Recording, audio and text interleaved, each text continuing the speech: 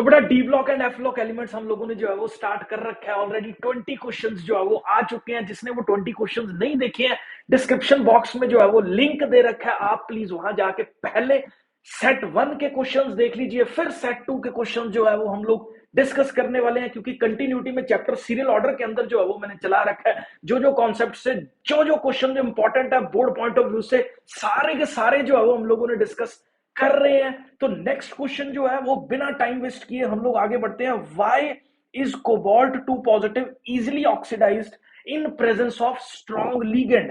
Strong ligand की presence में जो CO2 पॉजिटिव है वो इजिली ऑक्सीडाइज कैसे होते हैं? स्ट्रॉन्ग लीगेंड्स कौन से होते हैं? लीगेंड का मतलब क्या होता है, पहले एक बार ये समझ लो। लीगेंड हम लोगों के पास वो कंपाउंड्स है जो मेटल के आयन को किसी ना किसी फॉर्म में नेगेटिव चार्ज प्रोवाइड कर सकते हैं। चाहे वो लोन पेयर की फॉर्म में नेगेटिव चार्ज प्रोवाइड करें, या इवन उनके ऊपर नेगेटिव चार्ज प्रेजेंट है तो नेगेटिव चार्ज जो है वो प्रोवाइड करें। तो लीगेंड्स बेसिकली वो कंपाउंड्स या वो सब्सटेंसेस जो मेटल के पॉजिटिव आयन को जो है वो नेगेटिविटी प्रोवाइड कर रहे हैं, या उसको न्यूट्रलाइज करने के लिए, सेटिस्फाई करने के लिए जो है वो नेगेटिव चार्ज प्रोवाइड कर रहे हैं। तो उन सब्सटेंसेस को हम लोग लीगेंड्स बोलते हैं। अब स्ट्रॉन्ग फील्ड लीगेंड्स कौन से होते हैं? ऐसे लीगेंड्स जिनमें नेगेटिविटी बहुत ज्यादा है और उनकी इलेक्ट्रिक फील्ड बहुत ज्यादा जो है वो है मेटल के जो डी ऑर्बिटल के इलेक्ट्रॉन्स है उन्हीं में स्प्लिटिंग जो है वो कॉज कर देती है। मतलब डी ऑर्बिटल के इलेक्ट्रॉन्स के अंदर रिपल्शन कॉज कर देती है, इतनी ज्यादा इलेक्ट्रिक फील्ड अगर प्रेजेंट हो तो ऐसे लीगेंड्स को हम लोग स्ट्रॉन्ग फील्ड लीगेंड्स जो है वो बोल देते हैं। अगर हम लोग कोबाल्ट की इलेक्ट्रॉनिक कॉन्फ़िगरेशन की बात करें बेटा, तो कोबाल्ट जो है उसके आउटर शेल में 3d7 4s2 27 इसका जो है वो एटॉमिक नंबर हम लोगों के पास है। आयरन के बाद आता है फीको, ठीक है, तो आयरन के बाद 27 एटॉमिक नंबर वाला कंपाउंड है। ग्राउंड स्टेट के अंदर अगर इसकी इलेक्ट्रॉनिक कॉन्फ़िगरेशन देखी जाए तो वो 3d7 और 4s2 आउटर शेल की इलेक्ट्रॉनिक कॉन्फ़िगरेशन है। अब देखो दो इलेक्ट्रॉन्स इसने लूज कर दिए हैं, क्योंकि यहां पे बात कर रखी है CO2 पॉजिटिव की। तो अगर इसने दो इलेक्ट्रॉन्स लूज कर दिए हैं बेटा, तो इसमें सबसे ज्यादा इंपॉर्टेंट पॉइंट आपको क्या जानना है कि इलेक्ट्रॉन कहां से जाएगा, डी से जाएगा कि एस से जाएगा। तो आपको इसको जानना होगा कि जो इलेक्ट्रॉन है जब आयन का फॉर्मेशन होता है तो इलेक्ट्रॉन का रिमूवल सबसे बाहर वाले शेल से ही होगा।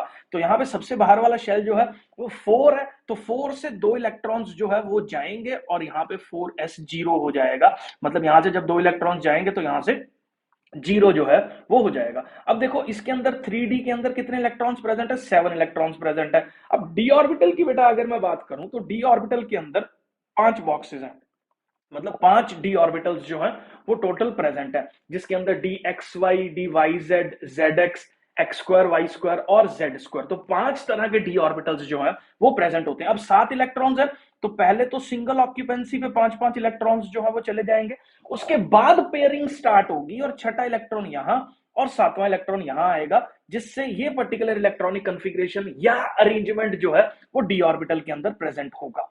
अब जैसे ही स्ट्रॉन्ग फील्ड लीगेंड बेटा जी कोबाल्ट 2 पॉजिटिव को अप्रोच करेगा, तो उन केसेस में क्या होगा, यहां पे इलेक्ट्रिक फील्ड ज्यादा रिपल्शन कॉज करेगी, तो इलेक्ट्रॉन स्टेबिलिटी की तरफ मूव करेंगे, जिससे ये वाला इलेक्ट्रॉन इधर चला जाएगा और यहां पे पेयरिंग जो है वो हो जाएगी। तो इस इलेक्ट्रॉन के इधर जाने से यहां पेयरिंग हो जाएगी। तो स्ट्रॉन्ग फील्ड लीगेंड की प्रेजेंस में ये एक ऑर्बिटल जो है वो इसका खाली हो गया, और जो यहां पे एक इलेक्ट्रॉन प्रेजेंट था इसने थर्ड वाले ऑर्बिटल के साथ जाके जो है वो पेयरिंग कर दी। तो ये CO2 पॉजिटिव की स्ट्रॉन्ग फील्ड लीगेंड के केस में जो है वो इलेक्ट्रिक फील्ड हम लोगों के पास रहती है। अब देखो, अब इसके अंदर एक अनपेयर्ड इलेक्ट्रॉन हो गया, तो स्ट्रॉन्ग लीगेंड फील्ड की प्रेजेंस के अंदर अगर मैं बात करूं तो फटाफट से ये वाला इलेक्ट्रॉन ये लूज कर देता है, क्योंकि ये स्टेबल इलेक्ट्रॉनिक कॉन्फ़िगरेशन है, सारे के सारे जो है वो पेयरिंग प्रेजेंट है, ठीक है। तो जिसकी वजह से जो है ये हम लोगों के पास फटाफट से एक इलेक्ट्रॉन लूज करने की टेंडेंसी रखता है। तो इसीलिए कोबाल्ट 2 पॉजिटिव को स्ट्रॉन्ग लीगेंड्स के केस में बहुत जल्दी ऑक्सीडाइज कर दिया जाता है। किसके अंदर कन्वर्ट हो जाता है? वो ऑक्सीडाइज होने के बाद CO3 पॉजिटिव में कन्वर्ट हो जाता है, और ये वाला जो पर्टिकुलर इलेक्ट्रॉन है ये यहां से रिमूव हो जाता है। आई होप बेटा जी ये क्लियर है। नेक्स्ट क्वेश्चन पे जो है वो मैं मूव कर रहा हूं। तो calculate the magnetic movement of divalent manganese. तो देखो यहां पे टर्म यूज कर रखी है डाईवेलेंट। डाईवेलेंट का मतलब है जो मैंगनीज है बेटा उसके ऊपर 2 पॉजिटिव चार्ज जो है वो प्रेजेंट है। एक्वस सॉल्यूशन के अंदर उसकी मैग्नेटिक मूवमेंट जो है वो निकालनी है। अब देखो मैग्नेटिक मूवमेंट निकालने के लिए सबसे पहले अपने को क्या लिखना है, इलेक्ट्रॉनिक कन्फिग्रेशन लिखनी है। अब इलेक्ट्रॉनिक कन्फिग्रेशन ये तो मैंगनीज की है। अगर मैं मैंगनीज 2 पॉजिटिव की बात करूं तो 2 इलेक्ट्रॉन इसने लूज कर रखे हैं। अब इलेक्ट्रॉन कहां से जाएगा, अभी पीछे डिस्कस किया, तो इलेक्ट्रॉन जो है वो अपने पास 4s में से जाएगा, क्योंकि बाहर वाला शेल जो है वो 4s वाला ऑर्बिटल है। तो 2 इलेक्ट्रॉन्स यहां से रिमूव हो जाएंगे और यहां पे हम लोगों के पास क्या बन जाएगा, 4s0 जो है वो हो जाएगा। आई होप ये क्लियर है। अब आगे देखो, अगर मैं डी की बात करूं बेटा जी, तो इसके अंदर डी में 5 इलेक्ट्रॉन्स प्रेजेंट है और सारे के सारे अनपेड है। तो अगर मैं कॉन्सेप्ट स्ट्रक्चर ऑफ एटम के इस्तेमाल करूं तो पहले सारा का सारा सिंगल ऑक्यूपेंसी जो है वो होगी इलेक्ट्रॉन्स की, उसके बाद पेयरिंग स्टार्ट होती है। अब ऑलरेडी डी के 5 ऑर्बिटल्स हैं, 5 ही इलेक्ट्रॉन्स प्रेजेंट हैं, तो इसका मतलब पहले सारे इलेक्ट्रॉन्स जो है वो सिंगल ऑक्यूपेंसी पे जाएंगे, उसके बाद पेयरिंग स्टार्ट होगी। अब इलेक्ट्रॉन 5 ही थे, इसका मतलब पेयरिंग हो नहीं रही है। तो कितने इसके अंदर अनपेड इलेक्ट्रॉन्स प्रेजेंट है, 5 इसके अंदर जो है वो अनपेड इलेक्ट्रॉन्स प्रेजेंट है। अगर मैं बेटा जी मैग्नेटिक मूवमेंट के कॉन्सेप्ट की बात करूं जिसको म्यू बोलते हैं, तो हम लोगों के पास फॉर्मूला क्या है, n इंटू n प्लस 2 का under root, where n is equal to the number of unpaired electrons. तो n इस फॉर्मूला के अंदर अनपेड इलेक्ट्रॉन्स है। ये अपने को क्या बता रहा है, मैग्नेटिक मूवमेंट बता रहा है, जिसको हम लोग किससे रिप्रेजेंट कर रहे हैं, म्यू से जो है वो रिप्रेजेंट कर रहे हैं। आई होप बेटा जी ये क्लियर है। अब इसके अंदर देखो कितने अनपेड इलेक्ट्रॉन्स थे, 5 अनपेड इलेक्ट्रॉन्स थे। तो n की जगह मैं क्या पुट करने वाला हूं, 5 पुट करने वाला हूं इस पर्टिकुलर फॉर्मूला में। तो यहां से म्यू की वैल्यू जो है वो हम लोगों के पास ये आ जाएगी। तो 5.92 इसको सॉल्व करके मैग्नेटिक मूवमेंट आ जाएगा। अब मैग्नेटिक मूवमेंट की यूनिट आप अपने दिमाग में बिठा लो। ये कॉन्सेप्ट थोड़ा सा मैग्नेटिक मूवमेंट का हम लोगों ने फिजिक्स में भी आप लोगों ने करा होगा, मैग्नेटिज्म वाले चैप्टर के अंदर जो है वो पार्ट 1 फिजिक्स में टर्म 1 के अंदर जो है वो आया होगा। ठीक है, तो आप लोगों का पास 5.92 ये bm जो है बेटा जी, इसको हम लोग बोल देते हैं बोहर मैग्नेटॉन जो है वो इसको हम लोग बोल देते हैं। तो ये इसका यूनिट है bm, जिसको हम लोग बोहर्स मैग्नेटॉन जो है वो बोल देते हैं। आई होप बेटा जी ये क्लियर है। नेक्स्ट क्वेश्चन पे जो है वो हम लोग मूव कर रहे हैं। Describe the general trend in the properties of the first series of the transition elements in terms of number of oxidation states exhibited। तो अगर मैं first series of transition elements की बात करूं तो ये है शक्ति विकर्मन फिकोनी, आगे होगा कूजन। ठीक है, तो ये देखो इसको लर्न कैसे करना है, शक्ति विकर्मन फिकोनी कूजन। ठीक है, तो ये 21 नंबर वाला, ये हम लोगों के पास 30 नंबर वाला जो है ये एटॉमिक नंबर वाला कंपाउंड जो है वो है। अब इसके अंदर अगर मैं बात करूं तो elements which gives the greatest number of oxidation states occurs nearly the middle of the series. तो ये जो मैंगनीज है ना बेटा, इसकी ऑक्सीडेशन स्टेट +2 भी है, +3 भी है, +4 भी है, +5 भी है, +6 भी है, +7 भी है। तो सबसे ज्यादा नंबर ऑफ ऑक्सीडेशन स्टेट्स जो है वो हम लोगों के पास मैंगनीज की प्रेजेंट है, जो कि हम लोगों के पास जो है वो मिडल ऑफ द सीरीज के अंदर लाई करता है। अगर मैं स्कैंडियम Sc की बात करूं तो इस स्कैंडियम की जो है वो हम लोगों के पास, अगर मैं इलेक्ट्रॉनिक कन्फिग्रेशन यहां पे देखो तो स्कैंडियम की इलेक्ट्रॉनिक कन्फिग्रेशन है 3d1 4s2। तो इस केस में ये 3 इलेक्ट्रॉन्स जो है वो लूज करके ही खुश है। अगर मैं जिंक की बात करूं तो जिंक हम लोगों के पास +2 ऑक्सीडेशन स्टेट है, क्योंकि जिंक जो है वो 3d10 है 4s2 है। तो यहाँ 10 इलेक्ट्रॉन्स में से रिमूव करना तो बहुत ज्यादा मुश्किल है, क्योंकि ये फुल्ली पेयर्ड है। तो 2 इलेक्ट्रॉन्स जो है वो यहां से रिमूव हो जाते हैं। अगर मैं कॉपर की बात करूं बेटा, तो कॉपर यहाँ पे जो है वो 4s1 3d10 है, लेकिन +1 ऑक्सीडेशन स्टेट इजीली होती है। एक्वस सॉल्यूशंस के अंदर ये +2 ऑक्सीडेशन स्टेट्स में भी कन्वर्ट हो जाता है, क्योंकि उन केसेस में लास्ट लेक्चर में भी हम लोगों ने डिस्कस किया था कि हाइड्रेशन एंथैल्पीज की वैल्यू ज्यादा होती है, जिससे कॉपर इवन 2 पॉजिटिव स्टेट भी हम लोगों को जो है वो दे देता है। अगर मैं टी की बात करूं तो ये +4 ऑक्सीडेशन स्टेट है, जिसकी ज्यादा स्टेबल है +3 और +2 के कंपैरिजन में, क्योंकि ये 3d2 4s2 है, जिसके अंदर 2 इलेक्ट्रॉन्स भी दे के खुश है, ये भी 2 चले जाएंगे। ठीक है, तो टोटल 4 जाएंगे, तो यहाँ पे बहुत ज्यादा स्टेबिलिटी जो है वो आ जाएगी। तो ये जनरल ट्रेंड है प्रॉपर्टीज फर्स्ट सीरीज का, ठीक है, कि नंबर ऑफ ऑक्सीडेशन स्टेट्स किस हिसाब से जो है वो वेरी कर रही है। मतलब पहले वाले जो एलिमेंट्स हैं वो हम लोगों के पास +3 दे रहा है, उसके बाद Ti +4 दे के ज्यादा खुश है। मैंगनीज की सबसे ज्यादा ऑक्सीडेशन स्टेट्स हैं, कॉपर 2 दे रहा है, ठीक है, जिसके अंदर +1 और +2 आ रही है, और जिंक जो है वो अपने पास सिर्फ +2 ऑक्सीडेशन स्टेट के साथ ही स्टेबल ज्यादा होता है। आई होप ये क्लियर है। तो ये सारा कुछ जो है वो आपने लिख देना। नेक्स्ट क्वेश्चन पे जो है वो मैं मूव कर रहा हूं। तो आगे बहुत ज्यादा इंपॉर्टेंट क्वेश्चन है, ध्यान से समझना। Why transition metals and many of their compounds acts as good catalyst। तो ट्रांजिशन एलिमेंट्स जो है वो गुड कैटलिस्ट के तौर पे जो है वो कैसे इस्तेमाल किए जाते हैं। देखो कैटलिस्ट क्या होता है, जो रिएक्शन में पार्टिसिपेट नहीं करते हैं बट रिएक्शन की स्पीड को इंक्रीज या डिक्रीज करने की कैपेबिलिटीज जो है वो रखते हैं। तो उन कंपाउंड्स को हम लोग कैटलिस्ट जो है वो बोल देते हैं। तो ट्रांजिशन मेटल्स हैव एबिलिटी जो है, क्या एबिलिटी है ट्रांजिशन मेटल्स की, कि ट्रांजिशन मेटल्स के अंदर हम लोगों के पास वेरिएबल ऑक्सीडेशन स्टेट्स हैं। वेरिएबल ऑक्सीडेशन स्टेट का मतलब क्या है, कि एक से ज्यादा ऑक्सीडेशन स्टेट्स पे भी जो है वो ट्रांजिशन एलिमेंट स्टेबल बनता है। जैसे अगर मैं एग्जांपल के तौर पे बात करूं तो आयरन जो है वो 2 पॉजिटिव पे भी बहुत ज्यादा स्टेबल है, और आयरन की ही बात करूं तो वो 3 पॉजिटिव पे भी जो है वो बहुत ज्यादा स्टेबल कॉन्फ़िगरेशन जो है वो हम लोगों के पास दे रहा है। तो यही जो है इसकी 2 ऑक्सीडेशन स्टेट्स जो है वो हम लोगों के पास इसको कैटलिस्ट अच्छे के तौर पे जो है वो इस्तेमाल की जा रही है। ध्यान से देखना, transition metals have the ability to adopt multiple oxidation states and form complexes.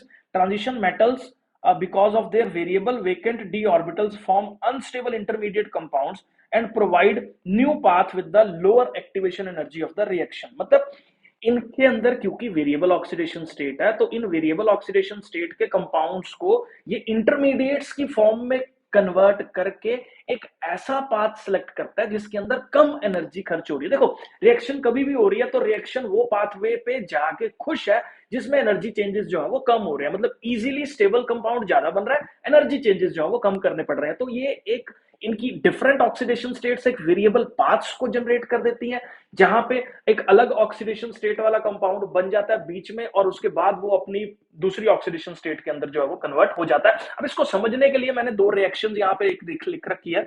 तो यहाँ पे 2I नेगेटिव की बात करूं, अगर आयोडाइड आयन की बात करूं तो H2O8 2 नेगेटिव की फॉर्म के साथ अगर मैं इसकी रिएक्शन करवाऊं तो ये आयोडीन और साथ में जो है वो सल्फेट आयन के अंदर कन्वर्ट हो जाता है। लेकिन इसके अंदर अगर मैं कैटलिस्ट की बात करूं तो इसके अंदर हम लोग कैटलिस्ट यूज करते हैं Fe3 पॉजिटिव। तो ये Fe3 पॉजिटिव जो कैटलिस्ट है बेटा, देखो ये क्या कर रहा है और कैसे रिएक्शन कर रहा है। तो देखो सबसे पहले क्या करता है, Fe3 पॉजिटिव जो है वो 2I नेगेटिव से रिएक्ट करके Fe2 पॉजिटिव और आयोडीन में कन्वर्ट कर रहा है। यहाँ पे हो क्या रहा है, आयरन जो है वो यहाँ पे 1 इलेक्ट्रॉन पर एटम गेन कर रहा है, और आयोडीन जो है वो यहाँ पे अगर मैं बात करूं तो 1 इलेक्ट्रॉन लूज कर रहा है। तो जो देखो जब आयोडीन 1 इलेक्ट्रॉन लूज करेगा तो ये इसमें कन्वर्ट होगा, और ये 2 रेडिकल्स जो है वो हम लोगों के पास आयोडीन के अंदर कन्वर्ट हो जाएंगे। तो ये चीज आपको समझनी है इसके अंदर। दूसरा, 1 इलेक्ट्रॉन गेन किया, 1 इलेक्ट्रॉन लूज किया, तो Fe2 पॉजिटिव जो है वो बन गया। अब ये जो Fe2 पॉजिटिव यहाँ पे पहले प्रोडक्ट के पहले रिएक्टेंट के साथ फॉर्म हुआ, अब ये Fe2 पॉजिटिव दूसरे रिएक्टेंट के साथ रिएक्ट करके दोबारा से Fe3 पॉजिटिव में कन्वर्ट हो रहा है। देखो यहाँ पे क्या हो रहा है, Fe3 पॉजिटिव की बात करूं तो यहाँ पे 1 इलेक्ट्रॉन जो है ये लूज कर रहा है, और यहाँ पे जो है इलेक्ट्रॉन्स का गेन हो रहा है, ठीक है। तो जिसकी वजह से ऑक्सीडेशन स्टेट्स जो है H2O8 जो है SO4 सल्फेट आयन में जो है वो चेंज हो जाती है। तो देखो इसका डुअल जो है वो ऑक्सीडेशन स्टेट ना होती तो 3 पॉजिटिव वाला पहले 2 के साथ चेंज हुआ, पहले को पकड़ा उसके साथ रिएक्ट किया, खुद 2 पॉजिटिव स्टेट में चेंज हो गया।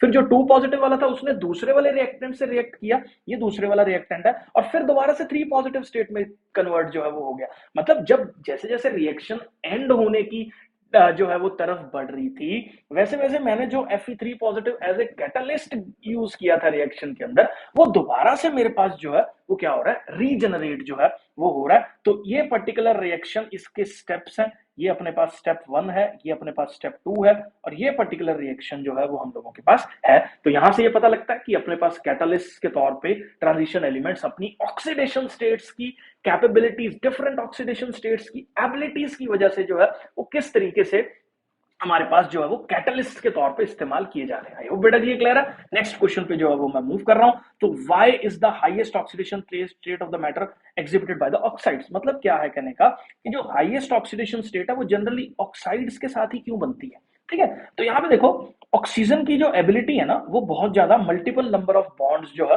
वो फॉर्म करने की है मेटल के साथ।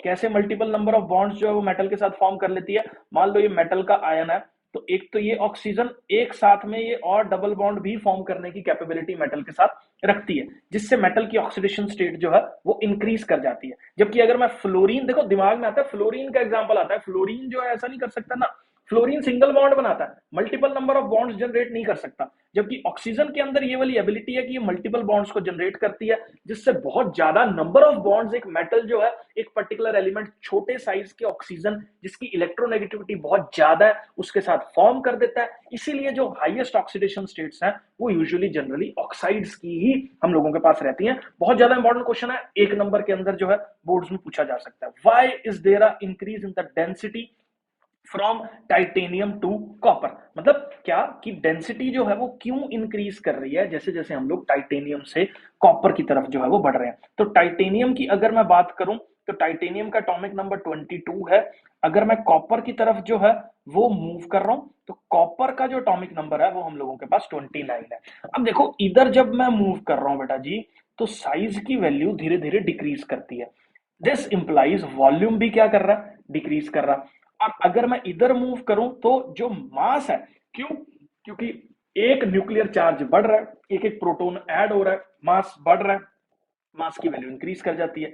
अब डेंसिटी हम लोगों के पास क्या रहती है, मास अपॉन वॉल्यूम, मास इंक्रीज कर रहा, वॉल्यूम डिक्रीज कर रहा, रिजल्ट इन क्या होगा, डेंसिटी इंक्रीज करेगी। क्यों, क्योंकि देखो मास बढ़ रहा है, वॉल्यूम कम हो रहा है, वॉल्यूम कम हो रहा है तो वो भी डेंसिटी को फेवर कर रहा है, डेंसिटी बढ़ेगी, मास भी बढ़ रहा है, तो दोनों फैक्टर्स एक दूसरे को जो है वो मतलब सिमिलरली चल रहे हैं, जिससे डेंसिटी की वैल्यू जो है वो इंक्रीज होने की तरफ जो है वो बढ़ जाती है। इसलिए जो टाइटेनियम की डेंसिटी है वो कंपैरेटिवली अपने पास कम रहती है, जबकि अगर कॉपर की बात करूं तो कॉपर की डेंसिटीज जो है वो हम लोगों के पास यूजुअली ज्यादा होती है। आई होप बेटा जी ये क्लियर है। एक बार यहां से रीड कर देते हैं, जब हम लेफ्ट टू राइट मूव कर रहे हैं एटॉमिक साइज डिक्रीज कर रहा है, न्यूक्लियर चार्ज बढ़ रहा है, जिससे वॉल्यूम डिक्रीज करेगा, मास इंक्रीज हो रहा है, तो डेंसिटीज की वैल्यू जो है वो चेंज हो जाती है। तो ये इस तरीके से जो है वो आपको समझ आ गया होगा। नेक्स्ट क्वेश्चन पे जो है वो मैं मूव कर रहा हूं। Write the formula for an oxo anion of manganese in which it shows oxidation states equal to the group number.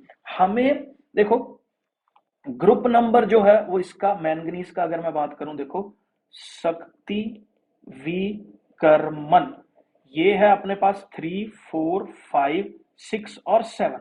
तो ये एक ऐसा एटम है जिसका ग्रुप नंबर जो है वो कितना है, मतलब यहां पे अगर मैं ग्रुप नंबर की बात करूं तो ग्रुप नंबर आता है इसका 7। तो इसने मतलब क्वेश्चन में ये है कि ऐसा कौन सा कंपाउंड है मैंगनीज का जिसके अंदर उसकी जो ऑक्सीडेशन स्टेट है, मतलब मैंगनीज जो है वो 7 पॉजिटिव ऑक्सीडेशन स्टेट को शो कर रहा है जो कि उसके ग्रुप के बराबर है, मतलब उसकी ऑक्सीडेशन स्टेट जो है उसके ग्रुप के बराबर है। तो यहाँ पे देखो कई बार देखो ट्रिकी क्वेश्चन है, ये बोर्ड्स में भी आया हुआ है, शायद 2011 के अंदर पूछा हुआ।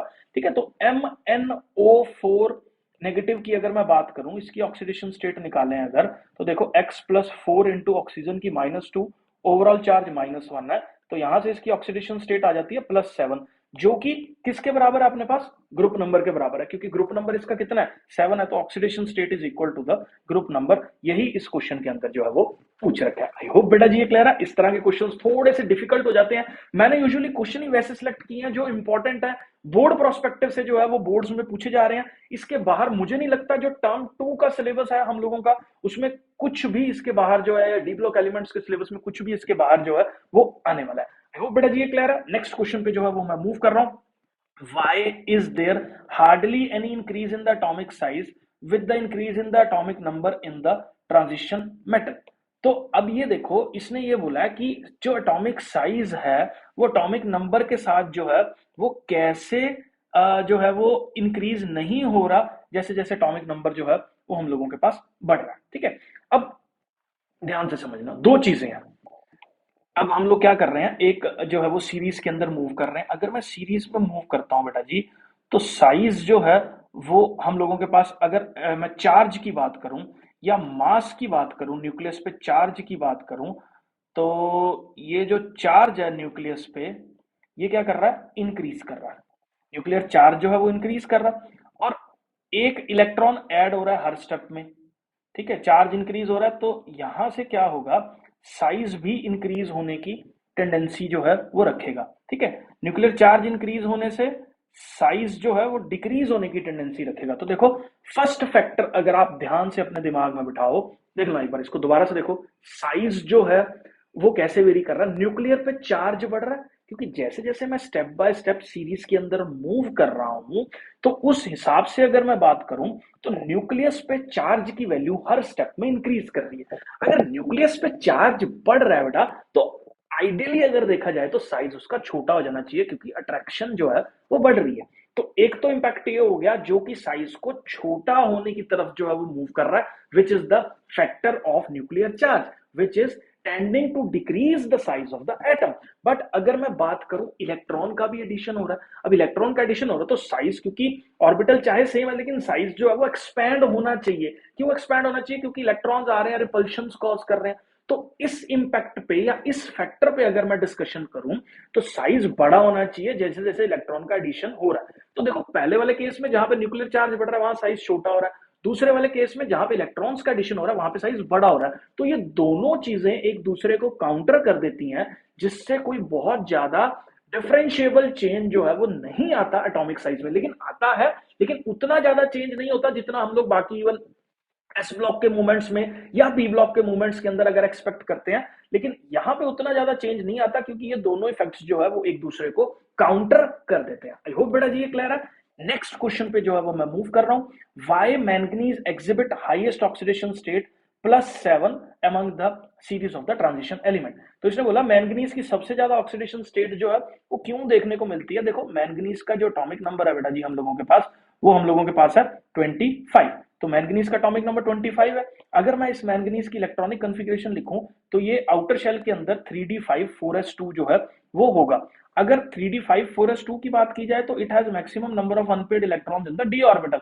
All these electrons in the s as well as d can part in the bond formation. देखो इसके अगर मैं डी ऑर्बिटल की बात करूं तो सब जगह पे जो है वो इसके अंदर हमारे पास 5 जो है वो इलेक्ट्रॉन्स प्रेजेंट है जो कि अनपेयर्ड है। तो ये सारे के सारे इलेक्ट्रॉन्स बॉन्डिंग में पार्टिसिपेट कर सकते हैं, एस का इलेक्ट्रॉन भी बॉन्डिंग में पार्टिसिपेट कर सकता है, जिसकी वजह से जो है वो हम लोगों के पास +7 ऑक्सीडेशन स्टेट जो है वो हम लोगों के पास देखने को इसकी मिलती है। आई होप बेटा जी ये क्लियर है।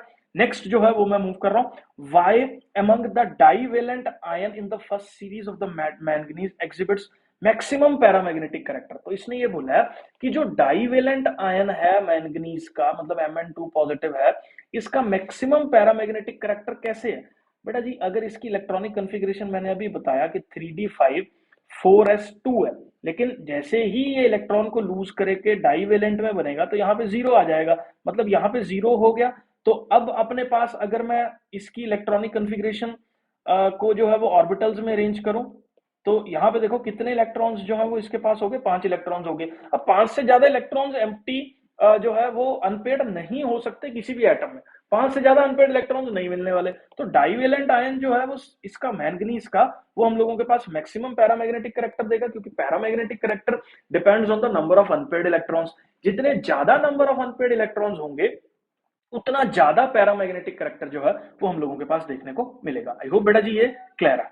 नेक्स्ट क्वेश्चन पे जो है वो मैं मूव कर रहा हूं। तो अगला क्वेश्चन क्या है, how would you account for the increasing oxidising power in the series this. तो इसने ये बोला है कि ये कुछ कंपाउंड्स जो है वो ऑक्सीजन के साथ प्रेजेंट है, जिसके अंदर वेनेडियम क्रोमियम और मैंगनीज के कंपाउंड्स गिवन है। इसमें ये बोल रहा है कि ऑक्सीडाइजिंग पावर जो है वो इसकी ज्यादा क्यों है एज कंपेयर टू ये, या इधर को ऑक्सीडाइजिंग पावर जो है वो क्यों इंक्रीज कर रही है। तो देखो बेटा जी ऑक्सीडाइजिंग पावर जो है, as the oxidation state increases the ease with which the oxo anion accept the electrons increases। देखो जितनी ज्यादा ऑक्सीडेशन स्टेट होगी उतना ज्यादा चार्ज जो है वो मेटल के ऊपर प्रेजेंट होगा, जितना ज्यादा चार्ज मेटल के ऊपर प्रेजेंट होगा उतनी उसकी एबिलिटी ज्यादा होगी इलेक्ट्रॉन्स को एक्सेप्ट करने की। ठीक है, तो ये लाइन आई होप आपको क्लियर होगी कि जैसे जैसे ऑक्सीडेशन स्टेट बढ़ेगी वैसे वैसे आसानी बढ़ेगी ऑक्सो एनायन की इलेक्ट्रॉन को एक्सेप्ट करने की। This increases the oxidising power. तो अगर मैं यहाँ पे बात करूं इस क्वेश्चन के अंदर MnO4 नेगेटिव की या सबकी ऑक्सीडेशन स्टेट्स अगर हम लोग बात करें, तो वेनेडियम की इस केस के अंदर +5 है, यहाँ पे क्रोमियम की +6 है और यहाँ पे +7 ऑक्सीडेशन स्टेट है। अब +7 ऑक्सीडेशन स्टेट जो है वो फटाफट से +2 ऑक्सीडेशन स्टेट में चेंज हो जाएगी, क्योंकि जितना ज्यादा ऑक्सीडेशन नंबर होगा उतनी ज्यादा जो है उसकी एबिलिटी होगी इलेक्ट्रॉन्स को एक्सेप्ट करने की। इसलिए इसकी ऑक्सीडाइजिंग पावर जो है वो सबसे ज्यादा है और इसकी ऑक्सीडाइजिंग पावर जो है वो कंपैरेटिवली कम है। आई होप ये क्लियर है क्वेश्चन। ठीक है, तो ये रिस्पेक्टिव आयंस जो है वो कौन कौन से में चेंज होगा, ये आपको आई होप जो है वो क्लियर हो गया। ठीक है, तो नेक्स्ट जो है वो मैं मूव कर रहा हूं आगे। देखो, zinc salts are white while copper 2 positive. ये जो है वो कॉपर अपने पास 2 पॉजिटिव है, ये कलर्ड है, ऐसा क्यों? तो देख लो बेटा जी, जिंक का अगर मैं बात करूं सॉल्ट्स की, तो जिंक के सॉल्ट में Zn2 पॉजिटिव के अंदर 3d10 इलेक्ट्रॉन्स होते हैं और कॉपर का जो 2 पॉजिटिव सॉल्ट है उसके अंदर 3d9 इलेक्ट्रॉन्स होते हैं। लाल कल वाले लेक्चर में या लास्ट लेक्चर में भी जो है वो मैंने इसको डिस्कस किया था कि जितने ज्यादा अनपेड इलेक्ट्रॉन्स होंगे उतना ज्यादा जो है वो कलर्स को शो करेगा कोई भी हमारे पास जो है वो डी ब्लॉक एलिमेंट का कंपाउंड है। जहां पे हमारे पास अनपेड इलेक्ट्रॉन्स नहीं प्रेजेंट है वहां पे जो है वो कलरिंग वगैरह नहीं शो होगी, इसीलिए जिंक जो है वो अपने पास व्हाइट है।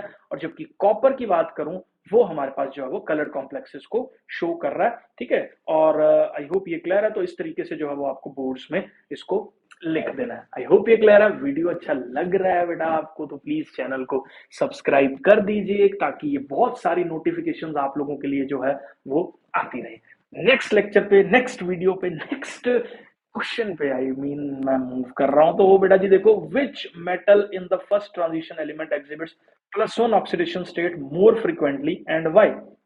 कौन सा एटम है फर्स्ट सीरीज का?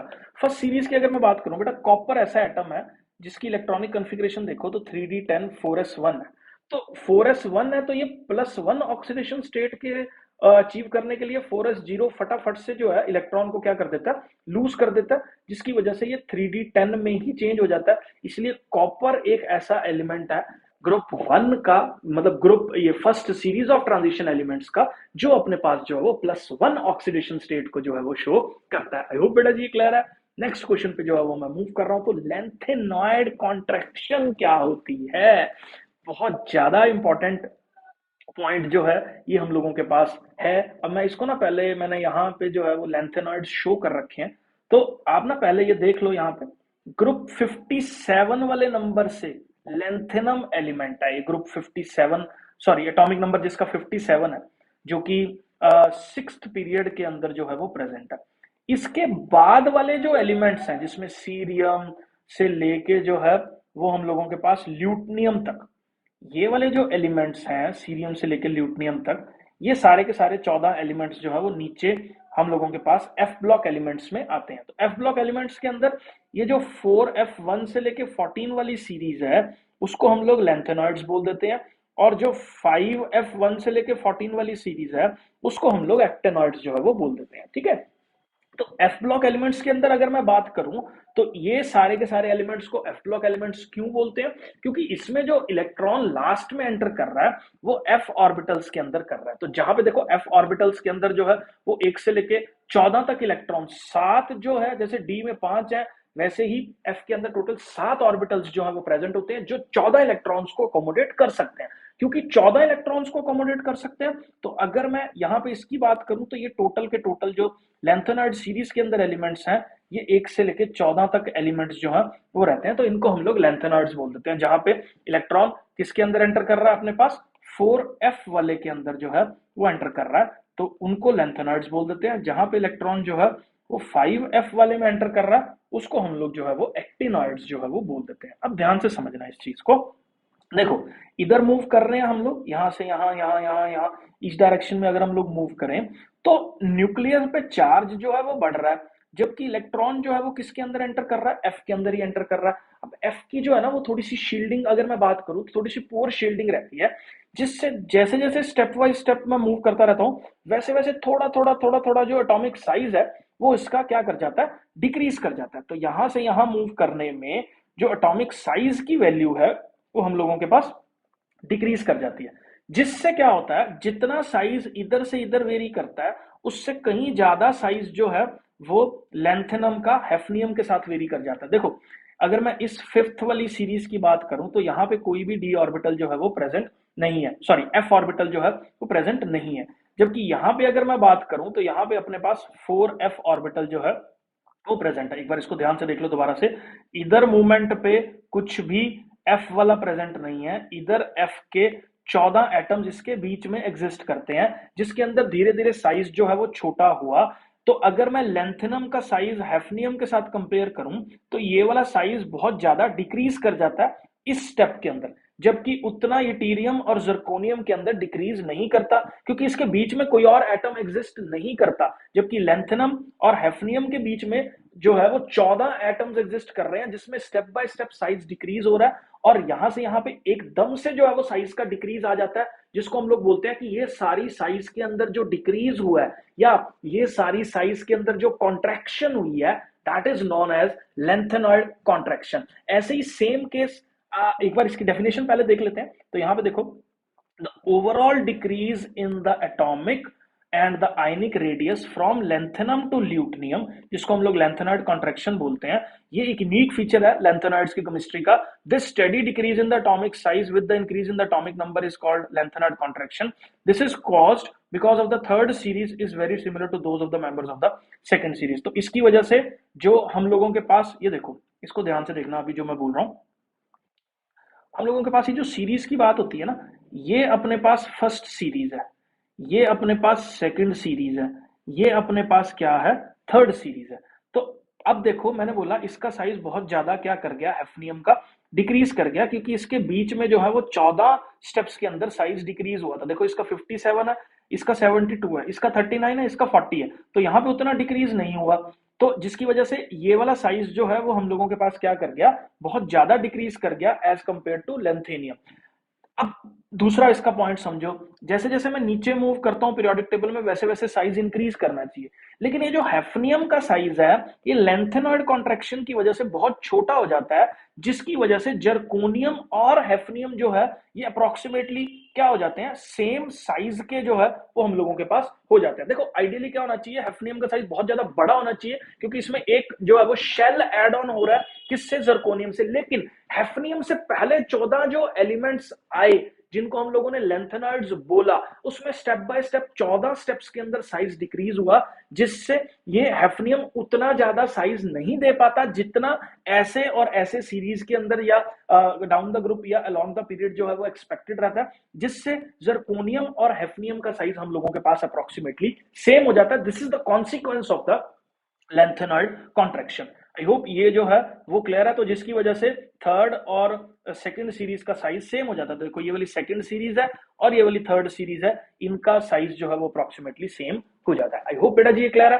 नेक्स्ट क्वेश्चन पे मूव कर रहा हूं। तो कॉन्सिक्वेंस क्या लेंथेनॉइड कॉन्ट्रैक्शन का, कि जो जर्कोनियम का साइज है और जो हेफनियम का साइज है ये ऑलमोस्ट सिमिलर होते हैं, और इन लेंथेनॉइड्स को जो है, क्योंकि इनकी बहुत सारी प्रॉपर्टीज जो है वो एक दूसरे के साथ मिलती हैं, जिसकी वजह से जो है वो हम लोगों के पास इनको सेपरेट करना थोड़ा सा मुश्किल होता है। आई होप बेटा जी ये क्लियर है। ये जो है वो पॉइंट इसको लिख लेना, consequence of the lanthanoid contraction में। नेक्स्ट जो है वो मूव कर रहा हूं। तो एलॉयज क्या होते हैं, एलॉयज जो है वो मिक्सचर है, मेटल का मेटल के साथ भी हो सकता है और मेटल का नॉन मेटल के साथ भी हो सकता है। ऐसे मिक्सचर्स को हम लोग जो है वो एलॉयज बोल देते हैं, ठीक है। अब एलॉयज होता क्या है, होमोजीनियस मिक्सचर है, दो मेटल्स का भी हो सकता है और उसमें से एक नॉन मेटल भी हो सकता है। अब इसमें कुछ एग्जांपल्स हैं जो लेंथेनॉइड सीरीज के अंदर एलॉयज प्रेजेंट है। एक है मिश मेटल, ये एलॉय किस किस का है, जिसके अंदर लेंथेनॉइड के मेटल्स हैं, जिसमें 49% लेंथेनॉइड मेटल है, 5% आयरन है, और कुछ जो है हमारे पास सल्फर, कार्बन, कैल्शियम और एल्यूमिनियम जैसे मेटल्स जो है वो इसके अंदर प्रेजेंट है। तो ये जो है वो हम लोगों के पास लेंथेनॉइड के एलॉयज हैं। अगर मिश मेटल की बात करूं तो ये magnesium based alloy to produce bullets and light flints को जो है वो प्रोड्यूस करने का काम जो है वो कर रहा है। अगर इसके अंदर मैं 3% मैग्नीशियम डाल दूं, increases the strength and used in ये जेट इंजन के पार्ट्स को भी जो है वो बनाने का काम इसके अंदर जो है वो चल रहा है। आई होप बेटा जी क्लियर है। ये सारे पॉइंट्स आप नोट कर लेना, क्योंकि ये सारे स्टैटिस्टिक्स और डाटा आपको अपने दिमाग में बिठाने पड़ेंगे कि किसके अंदर कितने परसेंट कौन सा मेटल प्रेजेंट है और क्या उसकी यूजेस है, जेट पार्ट्स में कैसे यूज कर रहे हैं, बुलेट्स में कैसे यूज कर रहे हैं, शेल्स कैसे बना रहे हैं, ठीक है, फ्लिंट्स कैसे बना रहे हैं, तो ये जो है वो आपको क्लियर होना चाहिए। नेक्स्ट क्वेश्चन की बात करें तो ये क्वेश्चन कई बार, ये क्वेश्चन ऑलरेडी डिस्कस हो चुका है कि जर्कोनियम और हैफनियम का साइज ऑलमोस्ट आइडेंटिकल है। क्यों? क्योंकि हैफनियम से पहले जो लेंथेनम है उससे उसके बीच में जो है वो लेंथेनाइड कॉन्ट्रैक्शन हो रखी है, मैं ऑलरेडी समझा चुका हूं, तो जिसकी वजह से ये सेकंड सीरीज और जो थर्ड सीरीज है इसकी, इनके साइज ऑलमोस्ट जो है वो क्या रहते हैं, आइडेंटिकल रहते हैं। तो ये क्वेश्चन की फॉर्म में मैंने यहाँ पे लिख दिया, कॉन्सेप्ट मैंने पीछे समझा दिया। डी ब्लॉक के मोस्टली क्वेश्चंस कवर हो गए हैं। अब एफ ब्लॉक के जो इंपॉर्टेंट क्वेश्चंस हमारे पास बोर्ड पॉइंट ऑफ व्यू से हैं वो मैं सारे जो है वो आपके साथ डिस्कस कर रहा हूं। तो नेक्स्ट क्वेश्चन पे मूव करते हैं। Compare the chemistry of the actinides with the lanthanides with reference to the. अब मैं एक्टिनाइड्स की बात करता हूं तो एक्टिनाइड्स कौन से कंपाउंड्स हैं ऑलरेडी हम लोग डिस्कस कर चुके हैं। थोरियम से, यहाँ पे एक्टिनियम से शुरू है, तो यहाँ पे अगर मैं बात करूं थोरियम फर्स्ट एलिमेंट है और लॉरेंसियम जो है वो इसका लास्ट एलिमेंट है, और इलेक्ट्रॉन का फिलिंग जो है वो हम लोगों के पास किसके अंदर हो रहा है, ये हमारे पास 5f के अंदर जो है वो फिलिंग हो रहा है 1 से लेकर 14 तक। ऐसे एलिमेंट्स को हम लोग एक्टिनाइड्स जो है वो बोल देते हैं। अब हम अपने को इन दोनों का केमिस्ट्री कंपेयर करना है, लैंथेनाइड्स और एक्टिनाइड्स का, ठीक है। तो ये क्वेश्चन यहाँ पे हम लोगों ने दे रखा है, इलेक्ट्रॉनिक कॉन्फ़िगरेशन को कंपेयर करो, ऑक्सीडेशन स्टेट और केमिकल रिएक्टिविटीज भी कंपेयर करने हैं। तो पहले मैं इलेक्ट्रॉनिक कॉन्फ़िगरेशन को कंपेयर कर लेता हूँ। तो लैंथेनाइड्स की अगर मैं बात करूं तो इलेक्ट्रॉन जो है वो कहां एंटर कर रहे हैं, जनरल इलेक्ट्रॉनिक कॉन्फ़िगरेशन लैंथेनाइड्स की है कि जो इलेक्ट्रॉन है वो 4f वाले ऑर्बिटल में एंटर कर रहा है, तो इस तरीके से इसकी इलेक्ट्रॉनिक कॉन्फ़िगरेशंस रहती हैं। जबकि मैं अगर एक्टिनाइड्स की बात करूं तो इलेक्ट्रॉन जो है वो किसके अंदर एंटर कर रहे हैं, 5f के अंदर जो है वो एंटर करते हैं। तो आई होप बेटा जी ये क्लियर है। नेक्स्ट अगर मैं ऑक्सीडेशन स्टेट्स की बात करूं तो लैंथेनाइड जो सीरीज है ना बेटा, उसकी जो मेजर ऑक्सीडेशन स्टेट अपने पास देखने को मिलती है ना, वो +3 ऑक्सीडेशन स्टेट है। कुछ एलिमेंट्स +2 और +4 ऑक्सीडेशन स्टेट्स भी दे देते हैं, लेकिन मेजर जैसे हम लोग बोलते हैं ना एक ग्रुप की ओवरऑल ऑक्सीडेशन स्टेट +3 तो सबके अंदर है ही है। एक्टिनाइड्स की अगर मैं बात करूं तो एक्टिनाइड्स +2 +4 +5 6 7 ये सारी ऑक्सीडेशन स्टेट्स दे रहा है, जबकि +3 और +4 जो है, यहाँ पे +3 भी आएगा, तो इसके अंदर एक कॉमन ऑक्सीडेशन स्टेट्स जो है वो इसकी यूजुअली रहती है। आई होप ये क्लियर है। नेक्स्ट अगर मैं केमिकल रिएक्टिविटीज की बात करूं तो एक्टिनाइड्स जो है ना वो बहुत ज्यादा रिएक्टिव है, क्योंकि उनका साइज बहुत ज्यादा बड़ा है, तो इजीली इलेक्ट्रॉन्स को वो लूज कर देते हैं और बॉन्डिंग में जो है वो इजीली पार्टिसिपेट कर लेते हैं, जिसकी वजह से, या लोअर आयोनाइजेशन एंथैल्पीज की वजह से, अगर हम केमिकल रिएक्टिविटीज की बात करें तो actinides are more reactive than lanthanides, क्योंकि इलेक्ट्रॉन 5f में एंटर कर रहा है, 5f में इलेक्ट्रॉन एंटर कर रहा है, शील्डिंग कम है, आयोनाइजेशन एंथैल्पीज लो है, इलेक्ट्रॉन्स इजीली रिमूव होके जो है वो बॉन्ड फॉर्मेशन में पार्टिसिपेट कर लेते हैं। आई होप बेटा जी ये क्लियर है। नेक्स्ट अगर मैं बात करूं, why do actinides in general exhibit greater range of oxidation states than lanthanides, तो इसका ये क्वेश्चन है कि एक्टिनाइड्स के अंदर ज्यादा नंबर ऑफ ऑक्सीडेशन स्टेट्स क्यों है अगर मैं लैंथेनाइड्स से इसका कंपैरिजन करूं तो देखो, अगर मैं एक्टिनाइड्स की बात करूं तो एक्टिनाइड्स के अंदर हम लोगों के पास जो है एक तो 5f ऑर्बिटल है, जिसकी फिलिंग के अंदर f0 f7 और f14 वाले केसेस आ रहे हैं। एक इसके अंदर जो है वो 6d ऑर्बिटल है, जिसमें d0 d जो है वो वाले केसेस आ रहे हैं, और एक इसमें 7s वाला ऑर्बिटल है, जिसमें s के अंदर या तो 0 इलेक्ट्रॉन है या 1 है या 2 है। तो इतने सारे ऑर्बिटल्स इसके अंदर पार्टिसिपेट कर रहे हैं, जिसकी वजह से जो है ये बहुत ज्यादा नंबर ऑफ ऑक्सीडेशन स्टेट्स को हमारे पास शो कर रहा है। और दूसरा, क्योंकि साइज बड़ा होने की वजह से इसकी आयनाइजेशन एंथैल्पीज लो है, तो ये इजीली जो है वो बॉन्ड फॉर्मेशन में हेल्प कर लेते हैं, जिससे वैलेंस इलेक्ट्रॉन्स के सारे जो है वो ऑर्बिटल्स पार्टिसिपेट कर लेते हैं। बहुत कम डिफरेंस रहता है इनकी एनर्जीज में साइज बड़ा होने की वजह से, जिससे जो है वो हम लोगों के पास एक ज्यादा number of oxidation states actinides के अंदर देखने को मिलती हैं। आई होप ये क्लियर है। अब ये क्वेश्चन बहुत ज्यादा इंपॉर्टेंट है कि ये जो है वो हमारे पास रिड्यूसिंग पोटेंशियल है m पॉजिटिव, 2 पॉजिटिव का m, जो कॉपर की वैल्यू है वो पॉजिटिव है, ऐसा क्यों? तो मतलब क्या है कहने का कि अगर मैं कॉपर 2 पॉजिटिव को किस में चेंज करूं, कॉपर में चेंज करूं, तो इसका जो हमारे पास ई नॉट है, जो रिडक्शन पोटेंशियल है, क्योंकि यहाँ पे तो, या इसमें हम लोग देख लो इसमें हो क्या रहा है, इसमें 2 इलेक्ट्रॉन गेन कर रहा है, 2 इलेक्ट्रॉन गेन कर रहा है, तो इसका मतलब इसका क्या हो रहा है, हम लोगों के पास एक रिडक्शन हो रहा है, क्योंकि इलेक्ट्रॉन्स को गेन करना इज रिडक्शन। तो ई नॉट यहाँ पे रिडक्शन पोटेंशियल दे रखा है, तो वो किसके बराबर दे रखा है, 3-4 वोल्ट के बराबर जो है वो हम लोगों के पास दे रखा है, ठीक है। तो अब ये बोल रहा है कि जो है वो हम लोगों के पास पॉजिटिव वाला जो है वो कैसे है, क्योंकि यूजुअली मेटल्स की टेंडेंसी तो इलेक्ट्रॉन्स लूज करने की रहती है, ठीक है। तो इसका क्या है, this is because high energy transform copper two copper 2 positive is not balanced by the hydration enthalpies of the copper. मतलब क्या है कि ये जो है, ये अपने पास इसका ऑक्सीडेशन पोटेंशियल जो है ना, वो यूजुअली मेटल्स का नेगेटिव वाली साइड पे जो है वो रहता है। तो यहाँ पे प्लस वाला है। प्लस वाला क्यों है? क्योंकि अगर मैं इसको इस डायरेक्शन में मूव करवा रहा हूं रिएक्शन को, तो ये रिएक्शन की जो एनर्जी चाहिए या जो हाइड्रेशन एंथैल्पी से जो एनर्जी मिल रही है, वो उतनी सफिशिएंट नहीं होती कि कॉपर में कन्वर्ट कर दे। जबकि उल्टी डायरेक्शन में अगर हम बात करें तो ये फटाफट से अचीव हो जाता है, क्योंकि कॉपर को जो हाइड्रेशन एंथैल्पी चाहिए इसमें कन्वर्ट होने के लिए, वो इजिली इसको एनर्जी मिल जाती है वाटर में डिसॉल्व करने से एक्वस सॉल्यूशन के अंदर। जबकि उल्टी अगर मैं रिएक्शन की बात करूं तो यहाँ पे उतना एनर्जी फॉर्मेशन नहीं हो पाता कि ये रिएक्शन इस तरीके से टेक प्लेस कर सके, इसलिए वो एक्सटर्नल जो है वो बहुत ज्यादा अपने को देनी पड़ती है। तो इसलिए इसका पॉजिटिव वाला जो पोटेंशियल है वो हम लोगों के पास रहता है। आई होप बेटा जी ये क्लियर है।